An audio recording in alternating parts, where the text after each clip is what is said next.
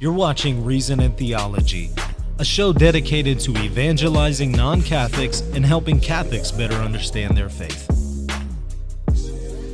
There's one last question here. Is the Inquisition compatible with religious liberty?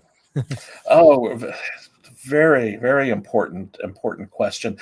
That's not unconnected to the question about Dr. Pink. I think because you get this, we have this question. Well,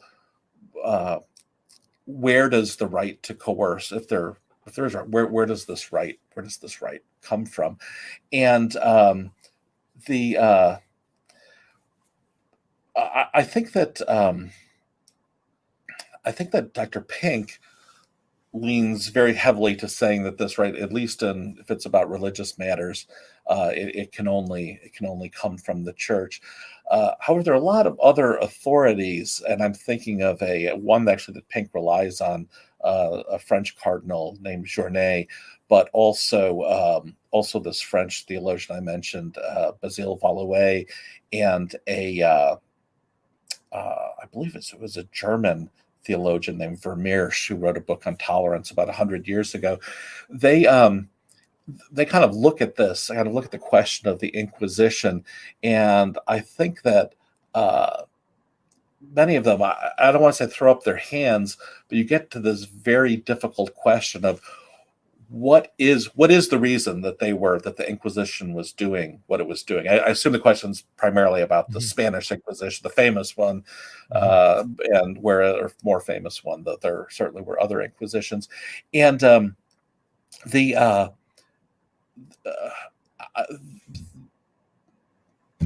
difficulty is we don't really have a record of, I'm doing this for civil ends, or I'm doing this for religious ends. And in the medieval world, we had such a mixture. We had such an intertwining is another way that you could put it, that it's very difficult to separate out the motives.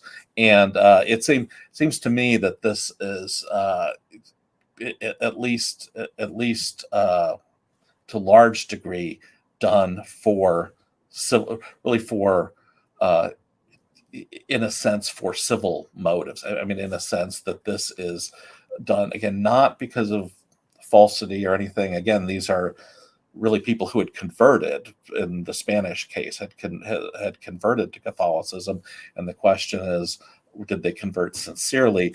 I think the fear was that might have been mistaken, but the question was, do they pose a threat to Spanish society or to the government or to other Catholics or something like that? I don't think the reason for that was to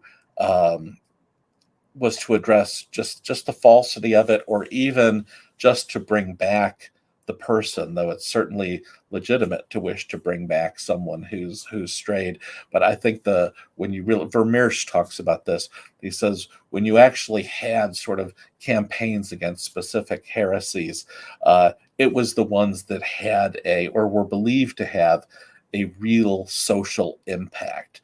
It wasn't just about falsity, but about either real or threatened social impact and true social harm, and ripping apart of the social fabric.